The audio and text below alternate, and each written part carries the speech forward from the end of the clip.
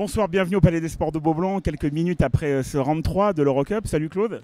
Bonsoir Antoine, bonsoir à tous. Ravi de vous retrouver Claude après ce match pour débriefer, pour analyser ça. On va dire 3 points ce soir. J'aurais envie de ressortir l'intensité qui était au rendez-vous, la maladresse qui était aussi au rendez-vous, et puis le jeu collectif, le passing game de Berlin.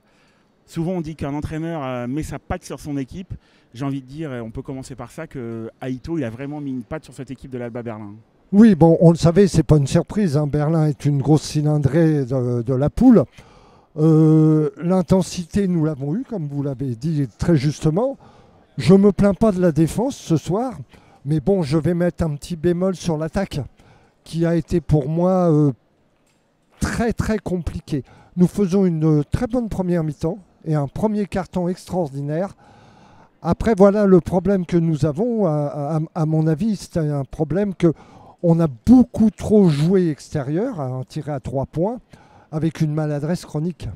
Maladresse chronique malgré des shoots ouverts, vous l'avez dit. On va s'attarder un petit peu, on va commencer par les extérieurs, et puis certains intérieurs qui s'extériorisent beaucoup, on va dire, comme Josh Carter. On sait qu'il peut avoir la patte derrière la ligne, c'était plus compliqué ce soir. Comment on explique des shoots ratés? On va pas encore parler de fatigue quand même.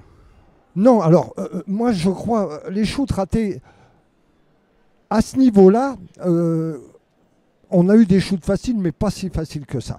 Donc moi, les shoots ratés, je vais aller plus loin dans mon analyse. Ce qui me gêne ce soir, c'est qu'à part MAM, à l'intérieur, on n'a pas de fixation. C'est-à-dire que nos intérieurs n'ont marqué très peu de points, à part MAM, je répète. Quand il n'est pas sur le terrain, c'est compliqué. Pourquoi? Parce que les Allemands sont très très montés très très vite sur nos tireurs. Et on a abusé, à mon avis, du shoot à 3 points, au lieu peut-être de jouer le 1 contre 1.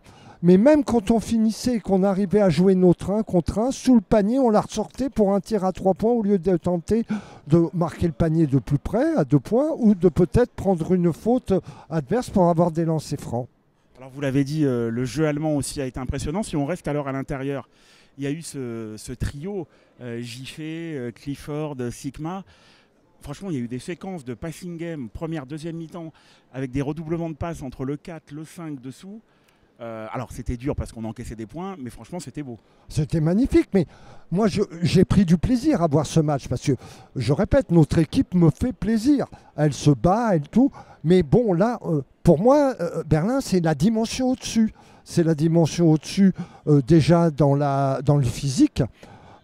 Ce qui m'a encore choqué beaucoup aujourd'hui, c'est le nombre de rebonds offensifs que Berlin prend. Nous, on prend aussi des rebonds offensifs, mais on joue 14 secondes derrière.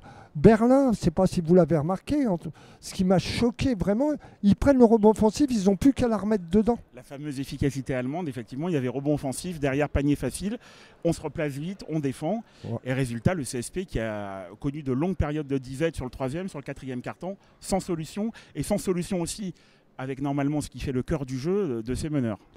Oui, je crois que là aussi on a un petit problème. Je suis un petit peu déçu de nos meneurs. Faut voir ce que l'on va faire au niveau de... Aidez-moi. Eddie English. English. Vous voulez parler de lui, Claude? Voilà, je veux parler de lui parce que notre deuxième meneur va fatiguer, Gibson va fatiguer. Il n'est plus tout jeune. 2 matchs par semaine, c'est énorme, surtout des matchs après des déplacements. On l'a vu à Châlons.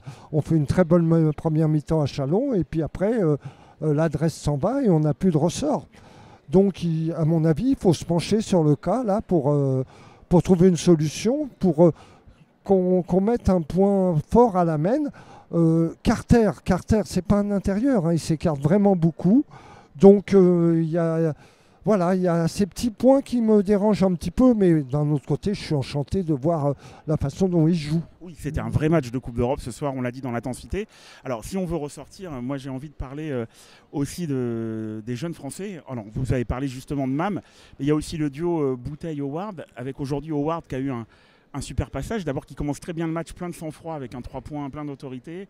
Interception, un contre énorme en première mi-temps. Tout à fait. À cet âge-là, Enfin, ces joueurs-là, et qui nous revient quand on recommence à y croire grâce à 5 points de suite, un 3 points, une interception à ce match derrière. Un temps mort d'Aito derrière, Howard qui harangue la foule, qui est déjà chez lui à Beaublanc. Ils ont quoi, 22, 21, 23 ans. C'est ça. Ils sont comme des patrons déjà dans cette équipe. Oui, n'oublions pas que même à 22 ans aussi. Hein.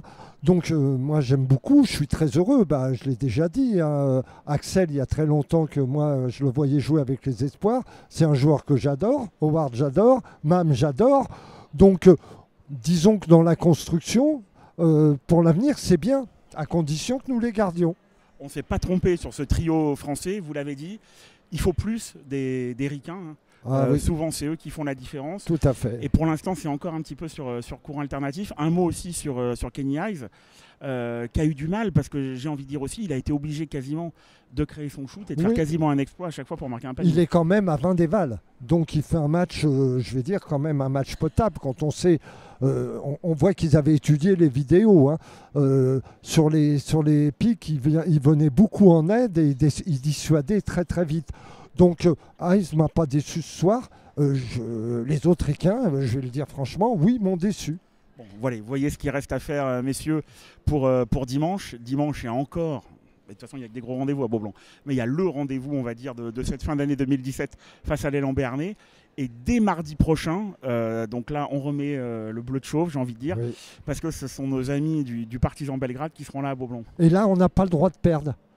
Contre Belgrade, il faut qu'on gagne chez nous. Là, ça fait 2 matchs que nous perdons chez nous, contre, à mon avis, les 2 plus fortes équipes de la poule.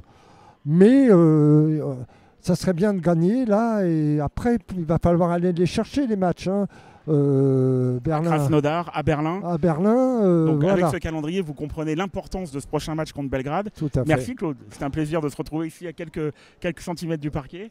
Bonne soirée. Bonne soirée, et puis à bientôt, à dimanche. Oui, pour le match. À dimanche pour le match. Salut à tous. Salut.